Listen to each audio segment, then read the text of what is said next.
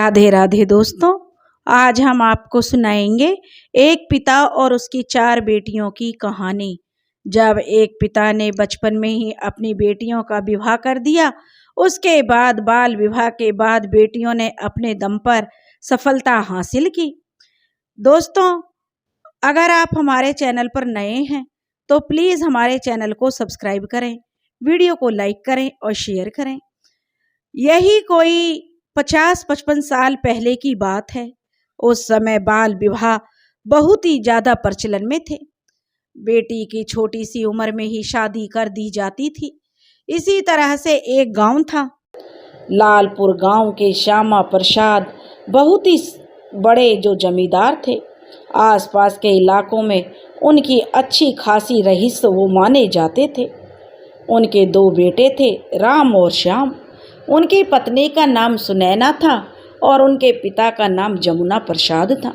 उनकी माता यशोदा थी और बड़े घर के लड़के लाड़ प्यार में कहीं बिगड़ ना जाएं, इसलिए श्यामा प्रसाद ने अपने बच्चों को स्कूल में भेजते थे, जो कि गांव से 2 कोस की दूरी पर था।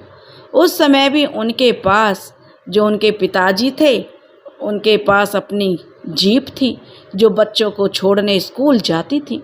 राम 10 साल का था और श्याम 6 साल का था। उसी गांव से थोड़ी दूर पर हरपुर नाम का गांव था, जिसके बीच में एक नदी पड़ती थी जिसमें नाव चलती थी। उसी गांव में सुखी राम रहते थे। वो एक किसान थे। उनके पास भी अपनी पुश्तैनी 10 बीघा जमीन थी, लेकिन वह कम उपज देती थी। कुछ खेत नदी के किनारे पड़ता था, जो उसमें फसल होती थी तो वह बाढ़ की वजह से नष्ट हो जाती थी। उनकी 4 बेटियां थीं, एक लड़का था। उनकी बड़ी बेटी दुर्गा, दूसरी केतकी और तीसरे नंबर की सुनीति और चौथे नंबर की मानसी थी। वह भी अपनी बेटियों को पढ़ाते थे। दुर्गा और केतकी को साइकिल पर बैठाकर स्कूल ले जाते थे। सुनीति और मानसी घर पर रहती थी। सुखी राम की पत्नी थी गिरजा देवी।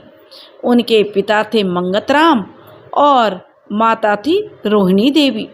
दुर्गा 10 साल की थी, केतकी 8 साल की थी, सुनीति 6 साल की और मानसी 4 साल की बच्चियां थीं। बड़ी बेटी दुर्गा अब ब्याह उस समय के अनुसार ब्याह के लायक हो गई थी। सुखी राम आसपास के गांवों में अपनी बड़ी बेटी के लिए लड़का देखने जाते, लेकिन वहाँ जब लड़का देखने जाते तो उनके सामने दहेज की लंबी मांग रख दी जाती थी। दुर्गा की शादी साल भर के अंदर करना जरूरी हो गया था, क्योंकि उस समय बेटी को जंगा पर बिठाकर कन्यादान करना पड़ता था। गांव और घर के में जो वे बहुत ही परेशान रहते थे। अब वो हर गांव में जो सुखी राम लड़का देखते देखते गांव-गांव घूमते, लेकिन उनके हिसाब का कोई लड़का नहीं मिल रहा था। वो थक चुके थे और उनके ही बगल में एक और गांव था, जो कि नौलखवा था उस गांव का नाम। वहाँ केशू राम नाम के एक किसान रहते थे। उनका बेटा था मनोहर लाल, जो कि 12 साल का था और कक्षा 5वीं में पढ़ता था। अब जो सुखी राम को उनका बेटा मनोहर लाल पसंद आ गया। अब सुखी राम को जो उन्होंने मनोहर के लिए रिश्ता मांगा, तो मनोहर का पिता केशू राम कहने लगा कि उन्हें दहेज में 1 चौका फूल का बर्तन और 1 चौका पीतल का बर्तन, 1 जोड़ी बैल, 1 गाय, 1 बनिहारिन और 1 पलंग कुर्सी भी देना था। यह दहेज में तय हो गया।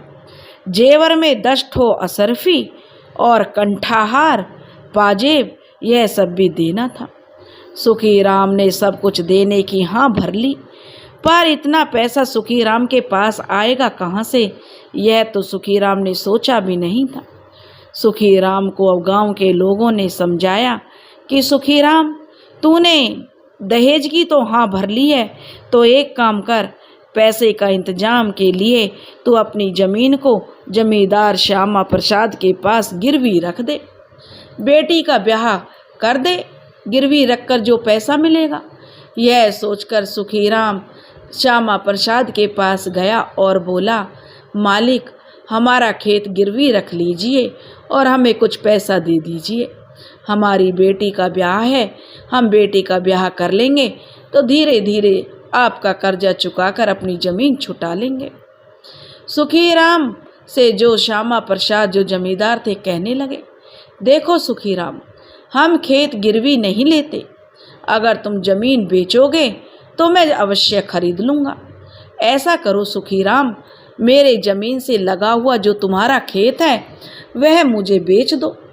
अब बेचारा किसान सुखीराम मजबूर था, क्या करे क्या ना करे, अब उसकी मजबूरी थी। खेत तो वह बेचना नहीं चाहता था, लेकिन उसकी मजबूरी थी, अगर खेत नहीं बेचेगा तो बेटी का विवाह कैसे करेगा। अब मजबूरी में उसने 4000 रुपये में अपनी 1 बीघा ज़मीन जो जमींदार साहब को बेच दी। दुर्गा की शादी में सुखीराम ने मनोहर के पिता केशुराम को 1 जोड़ा बैल, गाय, बर्तन, असरफी और जितना भी सामान तय हुआ था सब दहेज में दिया। बारात में पालकी में दूल्हा और सारे बाराती बैलगाड़ी से आए थे। विवाह का इंतजाम अच्छे ढंग से हुआ। जब विवाह हो जाने के बाद दुर्गा की विदाई डोली में बनिहारन के साथ हुई तो दुर्गा भी तो अभी बच्ची ही थी, केवल 10 साल की। सुबह से चलते चलते बारात शाम को अपने घर पहुंची। अगली सुबह दुर्गा को उठाकर पूजा के मंडप में बिठाया गया। मनोहर लाल ने अपनी माँ से पूछा, माँ, मुझे भूख लगी है, मैं कुछ खा सकता हूँ? तो मनोहर की माँ बोली, बेटा, ईश्वर की पूजा तुम दोनों को करनी है, फिर भी तुझे भूख लगी है तो थोड़ा सा फल और मिठाई खा ले। जब मनोहर की माँ मनोहर को खाने की थाल देने लगी तो दुर्गा भी बोल पड़ी, माँ, मैं भी खाऊंगी, मुझे भी भूख लगी है, मुझे भी लाकर दे दो। बनिहारिन ने उसे चुप कराकर कहा, बिटिया चुप हो जा, ये तेरा ससुराल है, इस समय तुझे पूजा करना है, उसके बाद जो ये तुझे लाकर देंगे उसे ही खाना है। दुर्गा रोने लगी और बोली, मेरी माँ तो मुझे सुबह ही खाना खिला देती थी, ये मेरा घर नहीं है, मनोहर का घर है, इसलिए मुझे खाना नहीं मिलता। मनोहर की दादी आंगन में बैठी दुर्गा की बातें सुन रही थी। वह बरामदे से आकर दुर्गा को चुप कराई और बोली, मैं भी तुम्हारी दादी हूँ दुर्गा, जो अच्छा लगे मुझे कहना, मैं तुझे ला कर दूंगी, लेकिन बेटा थोड़ी देर चुप हो जा, पूजा खत्म होने के बाद मैं तुझे खाना खिलाऊंगी। पंडित जी ने आकर दोनों जो नवविवाहित जोड़े से पूजा करवाई। वर पूजा करते हुए माँ की गोद में सो गया और दुर्गा अपनी बनिहारिन की गोदी में सो गई। दोनों बच्चों को ले जाकर बिछावन पर सुला दिया गया। जागने के बाद दुर्गा ने फिर रोना शुरू कर दिया। बोली, ये मेरा घर नहीं है, मैं तो खेलने जाऊंगी। मनोहर की दादी फिर दुर्गा के पास आई और बोली, दुर्गा बेटी, तू दूध भात खाएगी? तो दुर्गा बोली, मुझे भूख लगी है। दादी ने एक कटोरी में दूध भात लाकर दुर्गा को खिला दिया। दुर्गा फिर दादी से बोली, दादी, मुझे धोती से क्यों लपेट दिया? मैं गिर पड़ती हूँ, मुझे एक फ्रॉक दे दो। दादी ने एक फ्रॉक लाकर दुर्गा को पहना दी। यह देखकर मनोहर की माँ अपनी सास से बोली, अम्मा जी, आप बहू को अभी से उसकी आदत बिगाड़ देंगी तो बाद में यह जो सिर चढ़ जाएगी, किसी का लिहाज नहीं करेगी। मनोहर की दादी बोली, बहू, जब तू भी आई थी तो बच्ची ही थी, आज तुम घर संभाल रही हो ना, यह भी अभी बच्ची है, बड़ों के जैसे इसे समझ नहीं है। अभी तो यह भी नहीं जानती कि शादी क्या होती है, ससुराल क्या है, पति कौन है और पति किसे कहते हैं। मनोहर की माँ बोली, ठीक है अम्मा, मनोहर की बहू को आप ही देखोगी। यह कहकर मनोहर की माँ वहाँ से चली गई। मनोहर की दादी अब उसे रोज फ्रॉक पहनाकर रिबन से दुर्गा की 2 चोटियां बांध देती। जो दुर्गा खाती उसे खिलाती। उसके साथ दादी का समय गोटी खेलने में, कहानियां कहने में बीत जाता। ससुराल आने के बाद दुर्गा की पढ़ाई छूट गई थी। मनोहर पढ़ने जाता था। दोनों को एक दूसरे से जो हमेशा झगड़ते ही रहते थे। दादी दोनों की सुलह कराती और मनोहर को कहती, मनोहर बेटा, यह तेरी बहू है, बहुरिया है। मनोहर कहता, नहीं नहीं बापू, मेरे साथ इसे पता नहीं कहाँ से उठा कर ले आए हैं। दादी तभी से मेरे घर में रहती है। मनोहर कहता तो वह कहती, नहीं, मेरी माँ को छीनी है और बापू को भी, तुम्हें भी दादी इसने छीन लिया, कोई मेरा नहीं है। मनोहर चिढ़ जाता। और उधर दुर्गा की बहन केतकी भी अब 9 साल की हो गई थी। सुखीराम के कंधे का भार फिर बढ़ गया। सुखीराम को लेकिन एक बात का संतोष था कि फिर खेत बेचेंगे और केतकी का ब्याह करेंगे। केतकी के लिए भी सुखीराम ने वर देखना शुरू कर दिया। सुखीराम अपनी बेटी केतकी के लिए वर ढूंढते हुए एक दूर के गांव झंझटपुर में जा पहुंचे। वहां पर राधे श्याम का बेटा सोहन उन्हें पसंद आ गया और उससे रिश्ता तय कर दिए। राधे श्याम के 3 बच्चे थे, 2 लड़के और 1 लड़की। बड़ा लड़का 9 साल का था जिसका नाम सोहन था। दूसरा बेटा 7 साल का था जिसे रोहन बुलाते थे और बेटी छोटी थी जिसे गंगा कहते थे। राधे श्याम की पत्नी पारो थी जो सीधी नहीं थी। अपने बच्चों को प्यार करती पर दूसरे के बारे में अच्छा नहीं सोचती थी। राधे श्याम ने सुखीराम की बेटी केतकी से सोहन की शादी इसलिए की कि सुखीराम की खेत उनके आंखों के सामने आ रहे थे। वैसे भी वह राधे श्याम थोड़ा लालची किस्म का इंसान था। सुखीराम को राधे श्याम को शादी में 5 असरफी, 1 गाय, 1 चौका बर्तन, पलंग और साथ में 1 बीघा जमीन भी देनी थी। राधे श्याम अपने संपत्ति में बढ़ोतरी करना चाहते थे। सुखीराम को बेटी की शादी में देर करने का अब कोई सवाल ही नहीं रह गया था। अब उसकी बिटिया 10 साल पार कर जाएगी तो लड़का मिलना मुश्किल था। सब जगह तो लोग इसी उम्र में शादी कर रहे थे। गरीब हो या अमीर, किसान हो या व्यापारी, जिनके बच्चे की उम्र 12 वर्ष से ज्यादा हो जाती थी उनका विवाह रुक जाता था।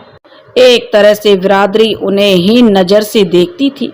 जिनकी सामर्थ्य नहीं होती थी उनको गांव वाले मिलकर उनकी शादी करते थे। सुखीराम ने केतकी की शादी में 1 बीघा जमीन केतकी के ससुर राधे श्याम को दे दी। 1 बीघा जमीन विवाह के लिए श्यामा प्रसाद के यहाँ बेच दी। श्यामा प्रसाद को कोई जानकारी दिया कि सुखीराम ने दूसरी बेटी के ससुर को 1 बीघा जो जमीन दी है। अपने करीबी गांव की जमीन बाहर जाना उन्हें अपने अच्छा नहीं लगा। उन्होंने अपने तहसीलदार को भेजकर राधे श्याम को बुलवाया। श्यामा प्रसाद ने कहा कि राधे श्याम जी, आप हमारे इलाके के समधी हुए, आप जमीन तो ले जा सकते नहीं, यहाँ रहकर खेती भी कर नहीं सकते, इसलिए आप जमीन मुझे दे दीजिए और पैसे ले लीजिए जो आपके बटुए में आ जाएंगे और आप आराम से उसे लेकर चले जाएंगे। राधे श्याम ने श्यामा प्रसाद की बात मान ली। इस तरह से सुखीराम की 2 बीघा जमीन श्यामा प्रसाद की हो गई। 1 बीघा जमीन वह पहले भी दे चुका था। देखते ही देखते केतकी की शादी का दिन भी आ गया। दुर्गा को भी केतकी की शादी में विदाई कराकर घर ले आए थे। घर आने के बाद दुर्गा की दादी रोहिणी और माँ ने पूछा, बिटिया तेरे ससुराल के लोग कैसे हैं? तो दुर्गा ने कहा, माँ दादी ठीक है, वो मुझे प्यार करती है। मनोहर की माँ मुझे डांटती है और सबके बाद मुझे खाना देती है। मैं रोती हूँ तो दादी मुझे खाना खिलाती है। दुर्गा की दादी ने सुखीराम से कहा कि सुखीराम, शादी के तुरंत बाद दुर्गा की विदाई नहीं करना, 2 साल के लिए अपने पास रखना, जब बड़ी हो जाएगी तो भेज देंगे। सुखीराम बोला, ठीक है अम्मा, मैं केशुराम से कह दूंगा। दुर्गा बोली, माँ तुम केतकी को भी दूसरे घर भेज रही हो? माँ बोली, बेटी दुर्गा, हम उसका ब्याह कर रहे हैं बेटी। दुर्गा बोली, माँ केतकी तो मुझसे भी छोटी है।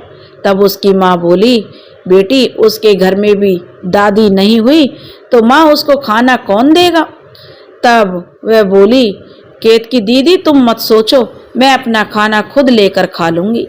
केतकी के शादी के दिन भी आ गए। राधे श्याम बारात जो लेकर शादी करने अपने बेटे की पहुंच गए। केतकी की शादी में सुखीराम ने जो खान पान बहुत ही सुंदर दिया था, बहुत ही स्वादिष्ट था। अच्छा तरीके से जो करीने से जो डेकोरेशन की थी, सामान देने के लिए जो तय किए थे वे सब दिए थे। केतकी को डोली में बिठाकर बनिहारिन के साथ विदा किया था। केतकी जब ससुराल पहुंची तो सास ने उसका गृह प्रवेश के साथ बहू का स्वागत किया। पूजा के मंडप में जब केतकी को बिठाया गया तो केतकी ने प्रसाद लेकर खा ली तो केतकी की सास पारो बोल पड़ी कि सुखीराम ने अपनी बेटी को कुछ नहीं सिखाया, ससुराल में कैसे रहना है। तब बनिहारिन बोली, मालकिन यह अभी बच्ची है। मालकिन साल 2 साल बाद आप भी अपनी बिटिया का ब्याह करोगी। मालकिन आप अपनी बेटी को सिखा पाएंगी कि ससुराल में कैसे रहा जाता है। बनिहारिन की बात सुनकर सोहन की माँ चुप हो गई। केतकी की ननंद गंगा केतकी की दोस्त बन गई। केतकी को जब भी भूख लगती तो वह गंगा से कहती। गंगा अपनी थाली में से अपनी दोस्त केतकी का भी खाना रख लेती। कोने वाले घर में जाकर दोनों साथ में खाना खाती। सोहन को भी मतलब नहीं था, इतना अवश्य वह जानता था कि बापू के साथ एक लड़की को वह लाया है। केतकी सास के पीछे पीछे जो केतकी के साथ चलने को कहती थी तो केतकी कहती, आप मुझे काम क्यों कराती हैं, मुझे काम करना नहीं आता। इसलिए उसकी सास का सारा काम केतकी की बनिहारिन करती और उनकी सेवा भी। सोहन की माँ बनिहारिन से कहती कि इसको काम सिखाए। बनिहारिन केतकी से प्यार करती थी, इसलिए खुद ही केतकी का सारा काम कर देती। केतकी गंगा के साथ बरामदे में खेलती। सुखीराम जब केतकी को देखने आए तो केतकी की सास पारो ने कहा कि समधी जी आप अपनी कन्या को घर ले जाइए, जब यह सारा काम सीख लेगी, बड़ी हो जाएगी, तभी हम उसे बुलाएंगे। सुखीराम बेचारा क्या करे। केतकी को भी वह घर ले आया। उसका बेटा अभिमन्यु अभी 2 साल का हो गया था। वह भी टूटी फूटी भाषा में दुर्गा और केतकी बोलने लगा था। दोनों भाई के साथ खेलती और दोनों बहनें, पढ़ाई तो उनकी बंद हो गई थी, इसलिए अब छोटी दोनों बहनें स्कूल जाती थी। मानसी सुखीराम से कहती थी, बापू मैं खूब पढ़ूंगी, मुझे दूसरे के घर मत भेजना। सुखीराम हंसते हुए उसे गोद में उठा लेता। मानसी के मन में दुर्गा और केतकी का डर समा गया था कि जो दूसरे के घर जाते हैं उन्हें खाना नहीं मिलता। इधर सुनीता भी 9 साल की हो गई थी और केतकी और दुर्गा अब उसे चिढ़ाने लगी थी कि सुनीति तुझे भी अब बापू दूसरे के घर भेज देंगे। सुनीता की चिंता तो सुखीराम को भी थी और अभिमन्यु भी अब बड़ा हो रहा था। सुखीराम के पास अब केवल 7 बीघा जमीन बची थी। सुखीराम के पास जो आय का जरिया खेती ही था। कभी आते जाते सुखीराम का सामना श्यामा प्रसाद से हो जाता तो दोनों एक दूसरे का हाल चाल पूछ लिया करते थे। ऐसे ही एक दिन सुखीराम का सामना जो श्यामा प्रसाद जमींदार से हो गया। श्यामा प्रसाद कहने लगे, सुखीराम तुम कुछ ज्यादा परेशान लग रहे हो भाई। सुखीराम बोला, हाँ भाई साहब, 2 बेटी का विवाह करना है। अब हमारे पास 7 बीघा ही जो जमीन बची है। एक ही लड़का है, शादी के बाद उसके पास तो नाम मात्र की ही जमीन बचेगी। जमींदार साहब बोले, घबराओ मत सुखीराम, हम सब भी हैं, हम तुम्हें मदद करेंगे। समय सबका बदलता है भाई और तुम्हारा भी बदलेगा। यह कहते हुए श्यामा प्रसाद जीप से आगे बढ़ गए और सुखीराम ने जो दूसरे गांव में एक लड़का देखा था सुनीता के लिए और उसी से बात करने जा रहे थे। जो वह गांव था बिहार, वहाँ हरपुर से 5 किलोमीटर की दूरी पर था।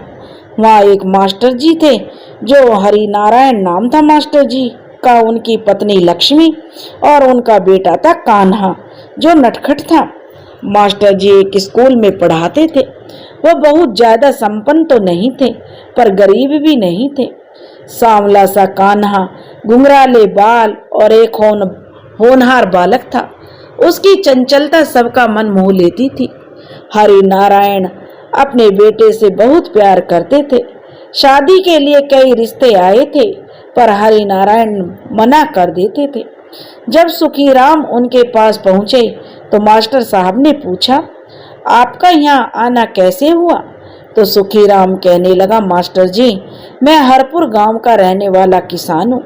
मेरी 4 बेटियां हैं और एक लड़का। 2 बेटियों की शादी मैंने कर दी है। तीसरी बेटी सुनीता है, उसके लिए मैं आपके बेटे कान्हा का हाथ मांगने आया हूँ। मास्टर साहब बोले, देखो भाई साहब, पहले आप जलपान कीजिए।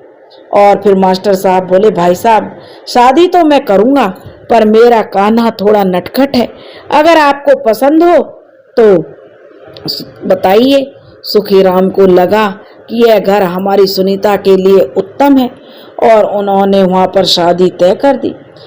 निश्चित तिथि आने पर सुखीराम ने सुनीता को वो सारे सामान दिए जो उन्होंने अपनी दोनों बेटियों को दिए थे। अब उन्हें लगा कि बाद में सुनीता के मन में यह बात ना आ जाए कि पिताजी ने दोनों बहनों को जो मुझसे ज्यादा प्यार करते हैं, इसलिए उन्हें ज्यादा सामान दिया और मुझे कम। सुनीता की शादी में भी चौके बर्तन के साथ जेवर, पलंग, गाय, सभी सामान जो एक बेटी को दिया जाता है। इसमें सिर्फ असरफी और खेत नहीं दिए थे। शादी में खर्च करने के लिए सुखीराम को पैसा तो चाहिए था पर उनका देखा हुआ घर श्यामा प्रसाद का ही था। वह फिर 1 बीघा जमीन बेचने श्यामा प्रसाद के पास गए। श्यामा प्रसाद जमींदार सुखीराम से कहने लगा, मैं तो पैसे तुम्हें दे ही दूंगा सुखीराम, और जमीन भी तुम मुझे ही दोगे। सुखीराम, इससे अच्छा मुझे नहीं लगता। मेरी बेटी नहीं है, जमींदार भी हूँ पर उसके साथ ही मैं एक इंसान भी हूँ। सुखीराम बोला, पर क्या करें भाई साहब, मेरे पास कोई दूसरा उपाय भी नहीं है। पिताजी बूढ़े हैं, बेटा अभी छोटा है, मैं परिवार को छोड़कर बाहर भी कमाने नहीं जा सकता, यही मेरी मजबूरी है। एक बेटी और है जो सबसे छोटी है, नटखट है, पढ़ती है। उसकी शादी अब मैं 2 साल बाद करूंगा, तब तक वह थोड़ी बड़ी हो जाएगी। मुझे वह बहुत प्यार करती है। श्यामा प्रसाद बोले, एक हल है मेरे पास इसका। इस साल मैं अपने बड़े लड़के राम की शादी कर रहा हूँ, वो भी जमींदार की बेटी है। सुखीराम, अगर 2 साल बाद मेरे छोटे बेटे श्याम की शादी करूं तो मैं तुम्हें वचन देता हूं कि श्याम की शादी तुम्हारे यहाँ से होगी। तुम्हारी बेटी जितना पढ़ना चाहेगी मैं उसे पढ़ाऊंगा और मुझे भी एक बेटी मिल जाएगी। यह कहते हुए श्याम प्रसाद ने रुपए लाकर सुखीराम को दे दिए। राम और सुनीता की शादी एक ही दिन थी। राम की शादी शानो शौकत से हुई। आलीशान पालकी में राम और उसका छोटा भाई श्याम था। बारात में हाथी, घोड़े, जीप, कई गाड़ियां थीं और रश्मि बाई का नाच भी था। श्यामा प्रसाद ने बड़े बेटे की शादी में दिल खोलकर खर्चा किया था। सुनीता की शादी में सुखीराम ने अपनी तरफ से कोई कसर नहीं छोड़ी थी। उधर कान्हा के पिता हरि नारायण मास्टर साहब ने जो बहू के लिए कपड़े, गहने, मिठाई, फल सभी कुछ लाए थे। नटखट कान्हा बारात में तो पिताजी के साथ आया था पर यह ससुराल में साली मानसी से उसकी दोस्ती हो गई। मानसी कहने लगी, कान्हा आए हो तो ठीक है पर मेरी दीदी को मत ले जाना कान्हा। कान्हा बोला, ना बाबा ना, मैं कुछ नहीं छोड़ूंगा, जो तुम्हारे पिताजी प्यार से देंगे वो सब ले जाऊंगा। मानसी बोली, मैं अपनी बहन से कैसे मिलूंगी कान्हा? तो वह बोला, पिताजी से कहकर तुम्हें साल में मिला दूंगा। और मानसी बोली, तो ठीक है, रहने दोगे या कान्हा? तो वह बोला, हाँ रहने दूंगा, पर साथ में मैं भी रहूंगा। जब वापस जाऊंगा तो उसे साथ लेकर जाऊंगा, क्योंकि अकेला मैं वह जो तुम्हारी बहन रास्ता भूल जाएगी। मानसी बोली, ठीक है, मुझे मंजूर है, पर तुम यह बात भूल तो नहीं जाओगे कान्हा? कान्हा बोला, नहीं, पिताजी की मार पड़ने से पाठ याद हो जाता है, वैसे भी यह भी याद रहेगी। विवाह की सब रस्में करने के बाद सुनीता की विदाई के पल आ गए। बनिहारिन सुनीता के साथ भी थी। सुनीता को प्यार से सबने डोली में बिठाया। सुनीता रो रही थी, उसके साथ तीनों बहनें भी, और अभिमन्यु भी रो रहा था। मानसी बोली, तू क्यों रो रहा है अभिमन्यु? अभिमन्यु बोला, दीदी तुम सब लोग रो रहे हो, इसलिए मैं भी रो रहा था। सुनीता की विदाई के बाद सुखीराम ने चैन की सांस ली कि दोनों बच्चे, अब जब तक 2 साल वह अपनी बेटी का विवाह नहीं करेगा तब तक दोनों बच्चे पढ़ेंगे। सुखीराम बच्चों को फिर स्कूल पहुंचाने लगा। मानसी और अभिमन्यु दोनों पढ़ने में होशियार थे। मानसी के नैन नक्श इतने सुंदर थे कि हर कोई मोहित हो जाता था।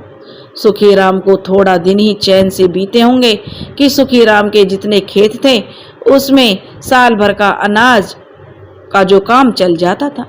इधर दुर्गा के ससुराल से दुर्गा का बुलावा आया। उसकी उम्र भी अब 16 साल हो गई थी। इतनी होशियार तो नहीं थी, पर ये समझने लगी थी कि ये मेरा ससुराल है, ये मेरी सास है, ये मेरे पति हैं। दुर्गा की माँ और दादी यही शिक्षा उसे देती थी कि बड़ों का सम्मान करना, सबको खाना खिलाकर खाना बड़ों का कहना मानते हुए सबके मन में रहना। 1 महीने बाद दुर्गा की विदाई हो गई। बेटी की विदाई में सुखीराम उसने जो उसके घर वालों के लिए कपड़े, मिठाई, फल, विदाई में जो साज सामान दिया जाते हैं वो सब दिए। मनोहर भी सुंदर सजीला हो गया था। इस बार उसे एहसास था कि वह अपनी दुल्हन की विदाई कराने जा रहा था। ससुराल में सालियां भी हैं। विदाई कराने जब मनोहर आए तो स्वागत में साले और सालियां भी तैयार थे। इस बार मनोहर को भी ससुराल अच्छा लगा। दूसरे दिन मनोहर और दुर्गा की विदाई हो गई। एक बैलगाड़ी में सामान और दूसरी बैलगाड़ी में वर वधू थे, जिसमें चारों तरफ से ओहार लगे हुए थे। इस बार ससुराल पहुंचने पर दुर्गा ने सबको पैर छूकर प्रणाम किया। सुबह उठकर नहा धोकर पूजा करना, बड़ों को प्रणाम करते हुए खाना बनाना, यही दुर्गा का प्रतिदिन का काम बन गया था। इधर मानसी अब 6ठी कक्षा में अव्वल आई थी। अभिमन्यु सिर्फ पास ही हुआ था। इधर श्यामा प्रसाद के लड़का श्याम भी पास ही था। श्याम पढ़ने में तो ठीक था, पर उसकी शरारतें ज्यादा थी। बड़े घर के लड़के लाड प्यार में थोड़ा बिगड़ ही जाते हैं। घर में पिताजी को मालिकाना चलाते देखता तो यह आदत श्याम की भी बन गई थी। वह अपने दोस्तों और अर्दली के साथ मालिकाना अंदाज में पेश आता था। देखते ही देखते 2 साल कब बीत गए पता ही नहीं चला। एक दिन श्यामा प्रसाद और सुखीराम रास्ते में फिर मिल गए। श्यामा प्रसाद बोला, भाई साहब बच्चे अब थोड़ा बड़े हो गए हैं, शादी करने के बारे में आपका क्या विचार है? सुखीराम बोला, भाई साहब शादी तो हम आपके यहाँ ही करेंगे। मानसी को हाई स्कूल की परीक्षा पास कर लेने दीजिए, इसके बाद शादी कर देंगे। बच्चों की खुशी में ही हमारी खुशी है। श्यामा प्रसाद बोला, ठीक है, मैं भी उस शुभ घड़ी की प्रतीक्षा करूंगा। श्यामा प्रसाद का लड़का श्याम अब कॉलेज में पहुंच गया था। मानसी भी हाई स्कूल की परीक्षा के करीब आ गई थी। लालपुर और हरपुर गांव का यह पहला जो विवाह होने जा रहा था, जो कि बालिग उम्र का था। शाम को जब सुखीराम श्यामा प्रसाद के दरवाजे पर पहुंचे तो वहां बैठक लगी हुई थी। उन्होंने सुखीराम को देखा तो पूछा, बैठिए, कहिए क्या बात है? श्यामा प्रसाद ने बैठक के लोगों को जाने की इजाजत दे दी। सुखीराम बोला, भाई साहब अब हमें शादी कर देनी चाहिए, बच्चे भी अब बड़े हो गए हैं, इसके बाद कॉलेज में भी पढ़ेंगे तो आपकी मर्जी से। आपको शादी में अगर आपकी कोई इच्छा हो तो कहें, हम कोशिश करेंगे आपकी इच्छा पूरी कर सकूं। श्यामा प्रसाद बोला, सुखीराम मेरे पास सब कुछ तो है, एक बेटी की कमी थी जो तुमने मुझे दे दी, मुझे और क्या चाहिए? श्यामा प्रसाद कहने लगा, सुखीराम इस शादी में मैं सब कुछ अपने हिसाब से खर्च करूंगा, आपको कुछ नहीं करना है। 2 कपड़ों में बेटी की विदाई कर दीजिएगा। सुखीराम ने हाँ में गर्दन हिला दी। मानसी उनकी छोटी और सबसे प्यारी बेटी थी। उसकी शादी में सुखीराम खाली हाथ कैसे विदा कर देते। सुखीराम ने एक दुकानदार से 5,000 रुपए उधार ले लिए थे। दुकानदार ने कहा था कि 1 साल में अगर उसका कर्जा नहीं चुकाया तो वह सुखीराम की 1 बीघा जमीन ले लेगा। सुखीराम ने इसके लिए हाँ कर दी। सुखीराम की बेटी की शादी तय हो गई थी। सुखीराम ने अब अपनी बेटी और दामादों को भी छोटी बेटी की शादी के लिए बुला लिया। पूरे गांव को भी निमंत्रण दे दिया। मानसी को चौके के बर्तन के साथ गाय, 10 सरपी, पायल, करधनी, हार, झुमके सब सुखीराम ने मानसी को दिए। दामाद शाम को कपड़े, घड़ी, अंगूठी, चैन दिए। कपड़े में लड़की और जवाई के अलावा उसके माता पिता और परिवार वालों को भी कपड़े दिए। पूरी शानो शौकत के साथ श्यामा प्रसाद सुखीराम के दरवाजे पर बारात लाए। सुखीराम ने भी अपनी हैसियत से बढ़कर बारात की खातिरदारी की। श्यामा प्रसाद ने भी अपनी तरफ से कोई कसर नहीं छोड़ी थी। 5-6 गांवों को भोजन कराए। सब लोग बहुत खुश थे। गरीबी और अमीरी को फर्क को मिटाते हुए श्यामा प्रसाद ने एक साधारण घर की लड़की को बहू बनाया था। दूसरे दिन धूमधाम से मानसी की विदाई हुई। सारे सामान के साथ सुखीराम ने बेटी को विदा किया। ससुराल पहुंचने के बाद सबने बहुत ही प्रेम से बहू का स्वागत किया। कुछ नई बहू का स्वागत आलोचनाओं से भी किया गया। मानसी बालिग थी, वह इन सब बातों पर ध्यान नहीं दे रही थी। वह खुश रहती और परिवार वालों को भी खुश रखने की कोशिश करती।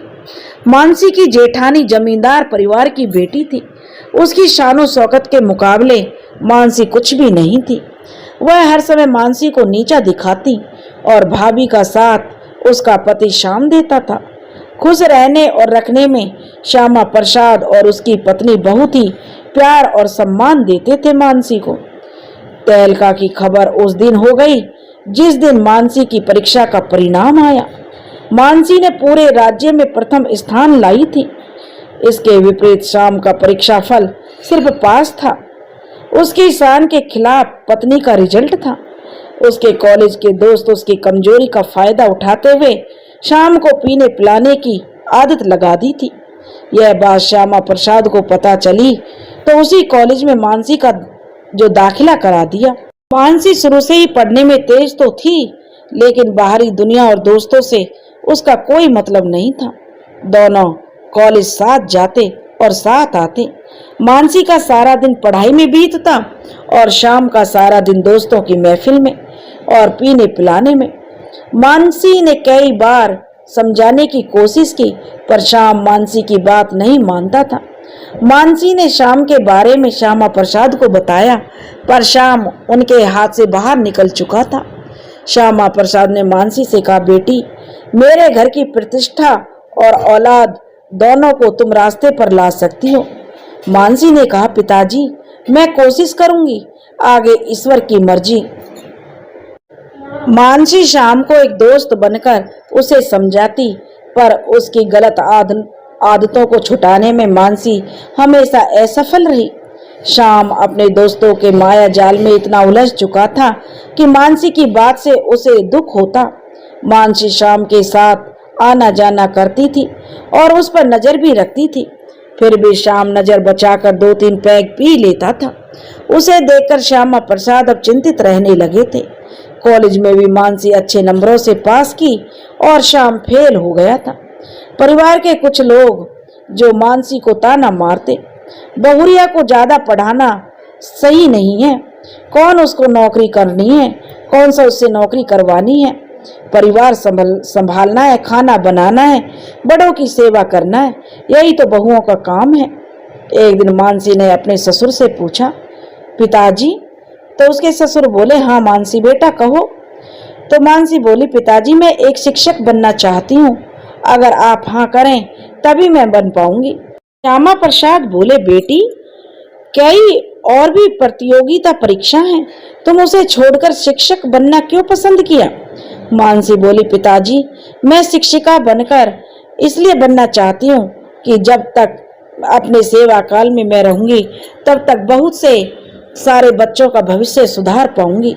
इस क्षेत्र में मैं देश और समाज का काम कर सकूंगी। श्यामा प्रसाद बोला, बेटी अच्छे विचार हैं, आगे बढ़ो। मानसी ने अब बीएड में दाखिला ले लिया और वह जो प्रतिदिन क्लास करने जाने लगी। मानसी को कॉलेज जाने के बाद कभी श्यामा प्रसाद को शाम दिख जाता तो वह शाम को कहते, देख शाम, अपनी पत्नी को देखो, उसकी लगन और मेहनत को देखो, वो कर्म के क्षेत्र में भी आगे है। तुम उसका साथ छोड़कर मटर गश्ती करते हो और पीने पिलाने में रहते हो। पिताजी की बातों से भी शाम को चिढ़ होती थी। और पढ़ लिया, नौकरी भी कर लिया तो कितने दिन करूंगा पिताजी, मैं अपने दोस्तों का साथ नहीं छोड़ सकता। शाम जो अपने कान में तेल डालकर सो गया। और मानसी बीएड की परीक्षा पास कर ली थी। अब मानसी को नौकरी भी मिल गई जो कि हैदराबाद में थी। मानसी को नौकरी पर जाना जरूरी था। मानसी नौकरी करने चली जाएगी तो शाम सोचने लगा, मैं आराम से सोता रहूंगा, कोई बोलने वाला भी तो नहीं होगा। यह शाम के मन में ख्याल आने लगे। शाम को पहले की अपेक्षा दोस्तों की संख्या अब शाम की बहुत बढ़ गई थी। राम भी अपने जीवन में खुश था। हाँ, उसकी पत्नी थोड़ी नकचढ़ी अवश्य थी। किसी की अच्छी आदत उसे पसंद नहीं थी। मरते जीते किसी तरह राम का साथ देती थी। राम की जो नौकरी एक बैंक में थी, घर से ही आना जाना होता था। मानसी जब हैदराबाद चली गई तो कुछ दिन बाद श्यामा प्रसाद ने शाम को हैदराबाद जाने के लिए कहा। शाम जाने के लिए तैयार नहीं था। श्यामा प्रसाद ने कहा कि शाम, वहाँ बहू अकेली रहेगी तो समाज में सब हमारा मजाक बनाएंगे। बेटा, वहाँ तेरा जाना जरूरी है, वहाँ तेरी दुकान खुलवा दूंगा और वहाँ जाकर तुम अपनी दुकान देखना। शाम पिताजी की बात को काट नहीं सका और वह भी हैदराबाद चला गया और अपनी हार्डवेयर की दुकान पर बैठने लगा। मन तो उसका नहीं लगता था पर पिताजी की बात भी माननी थी। मानसी सुबह नाश्ता बनाकर 2 टिफिन पैक करती। एक तो वह अपने साथ ले जाती, दूसरा शाम को देकर जाती। दोस्तों का साथ छूटने से शाम का पीना थोड़ा कम हो गया था। वह अब थोड़ा समय दुकान पर बैठता, फिर सेल्समैन के ऊपर दुकान छोड़कर घर चला जाता। अब उसे मानसी की समझाने की बात बुरी नहीं लगती। वह चुपचाप सुनता पर कुछ करता नहीं था, ना ही कुछ कहता। पहले से शाम थोड़ा बदल गया था। फिर भी मानसी ने अपना प्रयास जारी रखा। शाम की आदतों को सुधारने के लिए मानसी ने शाम को दाम दंड भेद की नीति का सबका पालन किया। अब शाम को भी समझ में आ गया कि पिताजी ने दुकान इसलिए करवाई है कि मैं भी कामकाजी बनूं और अपने कर्तव्यों को समझूं। शाम जब प्रतिदिन दुकान पर बैठने लगा तो आमदनी भी बढ़ने लगी। मानसी के मन में भी खुशी भी कुछ हद तक लौट आई थी। उसने अपने प्यार में कहीं कोई कमी नहीं रखी और सत्य की जीत हमेशा होती है। प्यार बुरे इंसान को भी अच्छा इंसान बना देता है। यही मानसी के साथ भी हुआ। शाम के जीवन में भी मानसी के लिए प्रेम की प्याला छलक पड़ा। एक समय था कि वह मानसी को देखना भी पसंद नहीं करता था। वहीं शाम मानसी के प्रेम में दीवाना हो गया था। पीना तो उसका कब का छूट गया था। दुकान को देखते हुए घर के कामकाज में भी मानसी का हाथ बटाता। इधर मानसी भी समाज सुधार का काम करने लगी। वह नारी के लिए क्या गलत है क्या सही है बताने लगी। मानसी के विचार से जन समुदाय प्रभावित हुआ। मानसी ने बाल विवाह के विरोध में जन समुदाय में सभा रख करके अपने विचार रखने लगी। कम उम्र में बाल विवाह तो हो जाता है, खेलने की उम्र में एक बच्ची मानसिक यातना से पीड़ित होती है। मान सम्मान तो दूर की बात है, अपने बड़ों से प्यार भी उसे नहीं मिलता। अपने घर परिवार से दूर रहकर उसे जो मानसिक यातना सहनी पड़ती है पर वह कुछ बोल नहीं सकती। इन सब बातों को मानसी ने समाज के सामने रखा। उसकी बातों से प्रभावित होकर शाम भी बदल गया था। इसी बीच मानसी राम की बेटी के जन्मदिन में अपने गांव आई तो अपने पिता सुखीराम से भी वह मिली।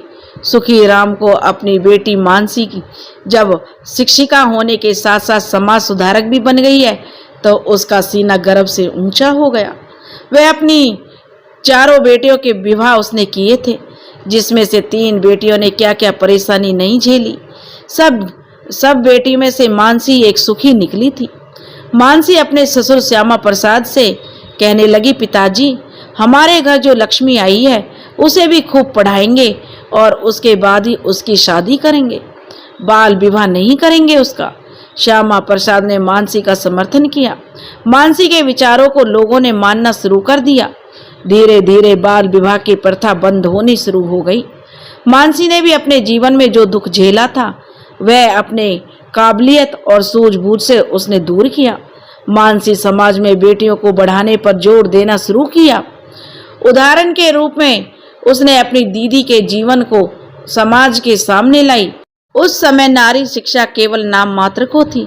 वही लड़कियां पढ़ती थीं जिसके परिवार संपन्न थे और लोग पर्दा प्रथा के तो विरोधी थे, लेकिन नारी शिक्षा के समर्थक बनने लगे थे। उधर मानसी की बहन केतकी की सास पारो लालची तो थी ही और छोटी सी बहू को बच्चा नहीं समझती थी, बड़ी और समझदार बहू के रूप में देखती थी।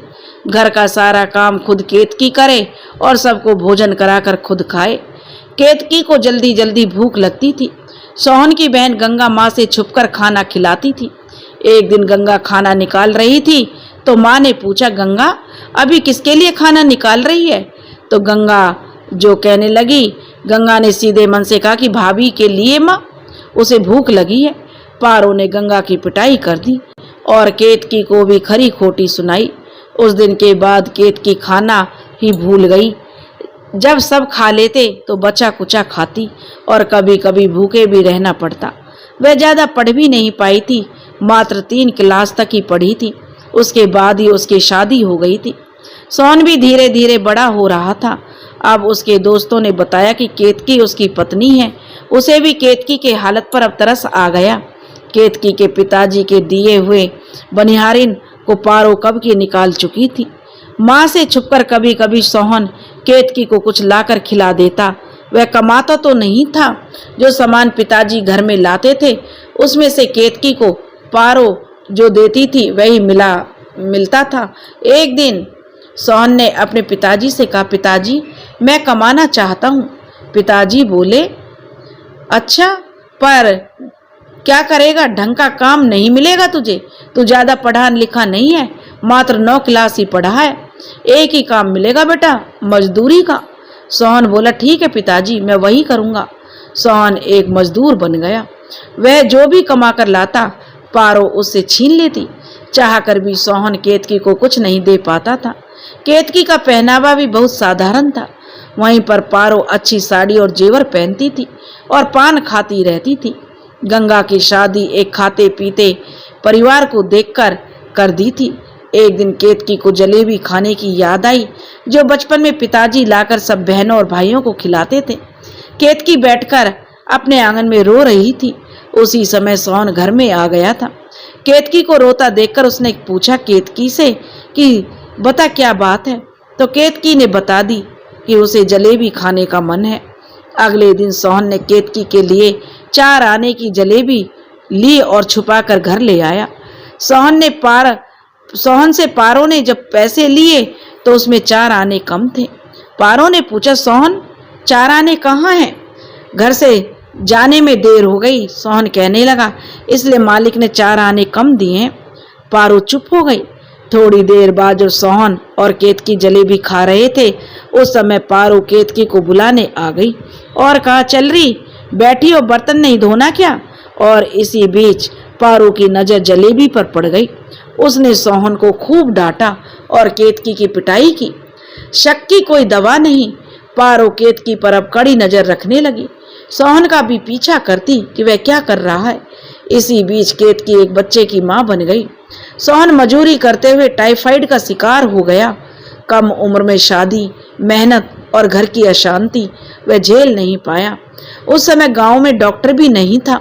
एक वैद्य जी थे, उनकी दवा सोहन की जो उनसे दवा चल रही थी, लेकिन सोहन को कोई फायदा नहीं हुआ। 1 महीना से ज्यादा बुखार हो गया था। वह बिस्तर पकड़ लिया था। आखिर एक रात सोहन केतकी और बच्चों को छोड़कर संसार से विदा हो गया। पारो ने सारा दोष केतकी के माथे मढ़ दी कि तू डायन निकली, मेरे बेटे को खा गई।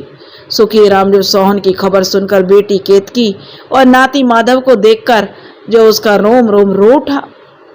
उन्होंने राधेश्याम और पारो से कहा, बेटी मेरी बहुत दुखी है, कुछ दिन के लिए घर में उसे ले जाना चाहता हूँ। तो राधेश्याम के बोलने से पहले ही पारो बोल पड़ी, थोड़े दिन के लिए क्यों, हमेशा के लिए ले जाइए इसे, मेरे बेटे को तो खा गई। भारी मन से बेचारे सुखीराम ने केतकी और अपने नाती माधव को अपने घर ले आए। केतकी की मुस्कान तो जैसे गायब हो चुकी थी। वह रोती रहती तो उसकी माँ दिलासा देती, रो मत बेटी केतकी, हम सब तुम्हारे साथ हैं। अभिमन्यु अभी 10 वर्ष का हो चुका था। एक दिन मानसी ने पिताजी को पत्र लिखा, पिताजी दीदी तो पढ़ी नहीं है, उसे कोई काम नहीं मिल सकता, उसे सिलाई सिखा दीजिए, उससे उसकी कुछ आमदनी हो जाएगी और उनका मन भी लगा रहेगा।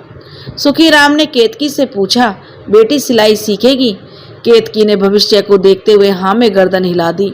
सुखीराम ने जो जमुना चाची के पास केतकी को सिलाई सीखने के लिए भेजने लगी।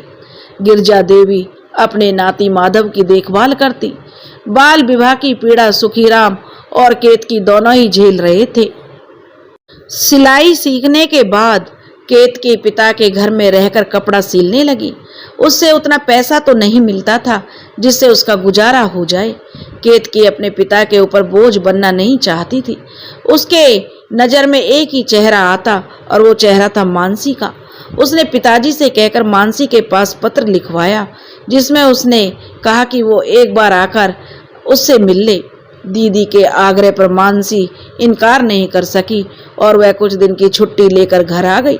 उसने अपने ससुर श्यामा प्रसाद से कहा, पिताजी मैं 1 सप्ताह के लिए अपने पिताजी के घर जाना चाहती हूँ। शादी के इतने साल हो जाने के बाद मानसी ने घर जाने के लिए कभी नहीं कहा था। श्यामा प्रसाद भी उसे कभी नहीं भेजे थे। आज पहली बार उसने मुंह खोलकर कहा तो भला श्यामा प्रसाद कैसे इनकार करते। श्यामा प्रसाद ने अपनी हैसियत के अनुसार सुखीराम के घर वालों के लिए कपड़े, मिठाई और फल के साथ साथ ड्राइवर के साथ मानसी को हरपुर पहुंचा दिए। वहां पहुंचने के बाद मानसी अपने माँ पिताजी से मिली। दोनों बहनें गला मिलकर मन भर के रोईं। माँ ने खाना बनाया तो मानसी और केतकी एक साथ बैठकर खाना खाईं। आज बहुत दिनों के बाद सुखीराम ने बच्चियों की पसंद की जलेबी घर में लेकर आए थे। मानसी ने प्रेम से जलेबी खाई पर केतकी ने हाथ में लेकर वापस रख दी। उसे सोहन की याद आ गई। इसी जलेबी के चलते तो उसने डांट और मार खाई थी। मानसी बोली, दीदी तुम्हें तो जलेबी बहुत पसंद है, तुमने हाथ में लेकर क्यों रख दी? केतकी ने रोते हुए आप बीती सुनाई। मानसी को यह सुनकर बड़ा दुख हुआ।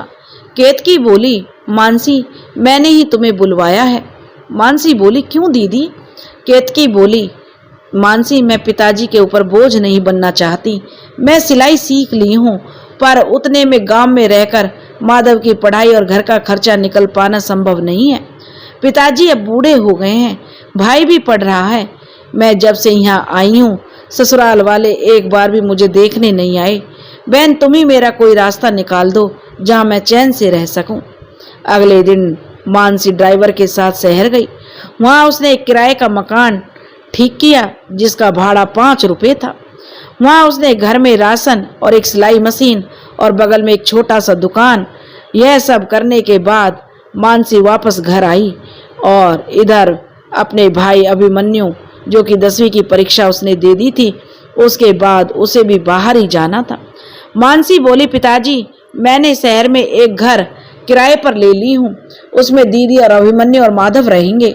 दीदी अपना दुकान में सिलाई करेगी और अभिमन्यु माधव पढ़ने जाया करेंगे। जब सब ठीक हो जाएगा तो ये लोग अपना खर्च करेंगे। जब तक ये लोग जो सही से नहीं बैठ जाता इनका काम तब तक मैं मनी ऑर्डर इनको भेज दिया करूँगी। यह बात मेरे और आपके और दीदी के बीच रहेगी। दूसरे दिन मानसी माँ से बात करके दीदी अपनी केतकी दीदी अभिमन्यु और माधव को गाड़ी से अपने साथ शहर नए मकान में छोड़ आई। सिलाई मशीन को देखकर केतकी की आंखों में आंसू आ गए। अभी तक वह हाथ से ही कपड़ों की सिलाई करती थी। केतकी रोते हुए बहन से कहने लगी, बहन मुझ बदनसीब बहन का दर्द तूने ही समझा। 2 दिन बाद मानसी की छुट्टी खत्म होने वाली थी। सुखीराम ने अपनी हैसियत के मुताबिक मानसी के घर वालों के कपड़े, फल और मिठाई के साथ मानसी को उनके ससुराल पहुंचाए। सुखीराम भी बीच बीच में शहर जाकर बच्चों को देख आया करते थे। घर से चावल, दाल, आटा पहुंचा दिया करते थे। मानसी की सहायता से केतकी की दुकान भी अच्छी चलने लगी। अभिमन्यु भी 10वीं की परीक्षा में अव्वल आया। सुखीराम बाल विवाह में धोखा खाने के बाद अभिमन्यु की शादी पढ़ाई के बाद कोई काम धंधा लग जाने के बाद ही करने का उसने मन बनाया था। केत की दुकान में सिलाई का काम करती और कुछ सामान भी उसने बिक्री के लिए रख लिया था। माँ के घर रहने के बाद उसने पर्दा प्रथा को त्याग ही दिया था। किसी तरह साल बीते, केतकी इतना कमाने लगी कि उसे अब मानसी से लेना अच्छा नहीं लगता था। उसने पिताजी से खत में लिखवाया कि मानसी को संदेशा भिजवाएं कि बहन अब पैसा मत भेजना, अब मैं सक्षम हो गई हूँ। मानसी ने भी पैसा भेजना बंद कर दिया। केतकी अपना और अपने बच्चे का खर्चा खूब चलाने लगी। सुखीराम को खुशी हुई कि बेटी अपने पैरों पर खड़ी हो गई। इधर पारो ने जब सुना कि केतकी की दुकान है तो उसके मन में फिर लालच समा गया। अब वह बहू को अपनाने जो सुखीराम के पास आई। पारो कहने लगी, भाई साहब, मैं बहू और पोते को ले जाना चाहती हूँ।